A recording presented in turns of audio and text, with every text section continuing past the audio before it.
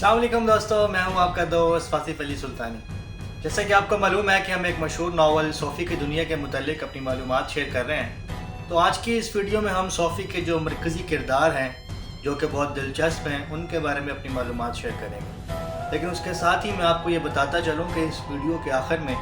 मैंने एक बहुत ही अहम पैगाम आप दोस्तों के साथ शेयर करना है और मुझे यकीन है कि वो आप सबको ज़रूर पसंद आएगा और उससे किसी न किसी का तो फ़ायदा ज़रूर ही हो जाएगा। तो दोस्तों, बात कुछ यूँ है कि इस कहानी के दो मरकज़ी किरदार हैं, एक सूफ़ी एमेंडसन जो कि एक टीनेज लड़की है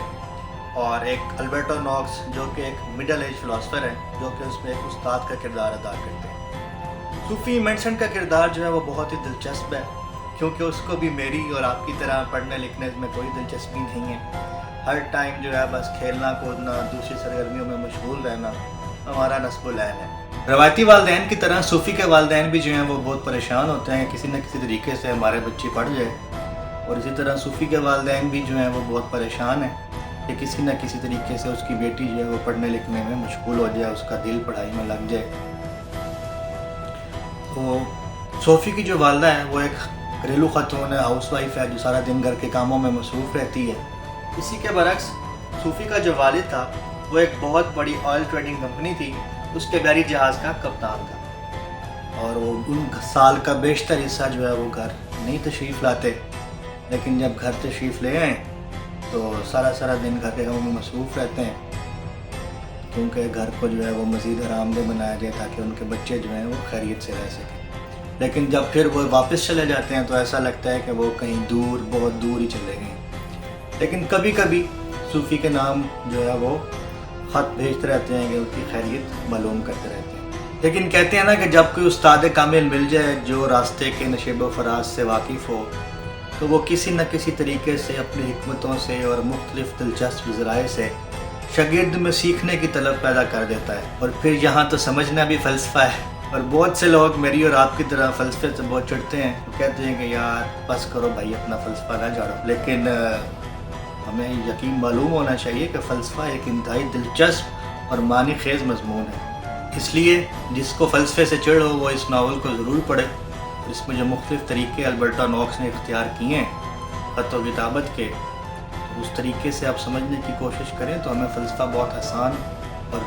दिलचस्प लगने लगेगा। और वो तरीका ये है कि एक दिन जो है सूफ़ी अपनी दोस्त जोअन्ना के साथ स्कूल से वापस आ रही होती है और रास्ते में वो यही बातें कर रहे होते हैं कि यार किसी न किसी तरीके से हमारी पढ़ाई से जान छूट जाए। लेकिन खिलाफ़ तवक्को उसको पोस्ट ऑफिस से ख़त रिसीव होता है जिसके ऊपर लिखा होता है सूफ़ी एमेंडसन, और उसके अंदर दो सवाल लिखे होते हैं और वो सवाल ये होते हैं कि तुम कौन हो और ये दुनिया कहाँ से आई। इसी तरह सूफ़ी को वक्तन फ़वक्तन कुछ ख़त मिलते रहते थे जो कभी बज़रिए डाक मिलते थे, कभी अल्बर्टो नॉक्स अपने कुत्ते के ज़रिए भेजता था और वो कुत्ता जो है अपने मुंह में ख़त लिए सूफ़ी के बगीचे में आ जाता था, क्योंकि बगीचे में सूफ़ी ने अपने लिए एक ऐसी जगह बनाई हुई थी जब वो कभी घर से उकता जाती थी या पढ़ने लिखने से उकता जाती थी और अपनी माँ से छुपते छुपाते अपने बगीचे में आके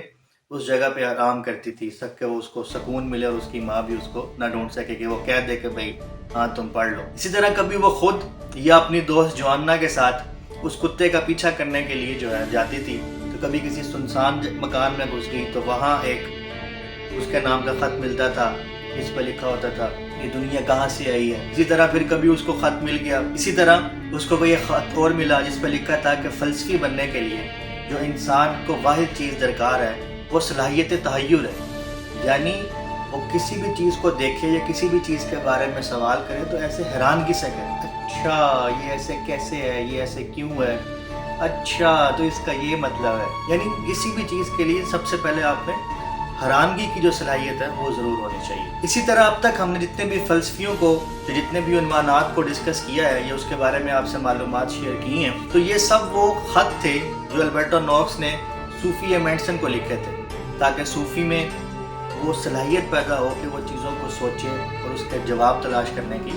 कोशिश करे। तो ये वो तरीका था जो अल्बर्टो नॉक्स ने अपनी प्यारी शागिर्द सूफ़ी एमेंडसन को जो है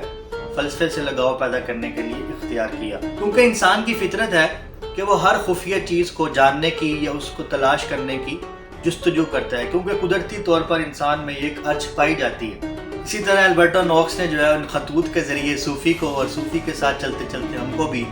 ایتھنز کی، عہد یونانیت کی، سکندریہ کی اور فلسفے کے مختلف علاقوں کی جو ہے سیر کرائی۔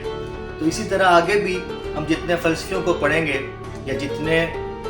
عنوانات کو ڈسکس کریں گے، یہ سب وہ خطوط ہوں گے جو البرٹو نوکس جو ہے اپنی پیاری شاگرد صوفی مینسن کو بھیجتا تھا، اور صوفی اس کے ساتھ ساتھ فلسفے کی دنیا کا سفر کرے گا، اور ہم بھی صوفی اور ان کے استاد کے ساتھ جو ہے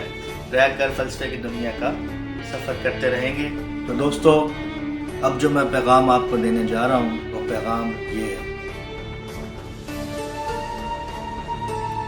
سمجھداروں کو سمجھ لگ گئی ہو۔ خدا حافظ۔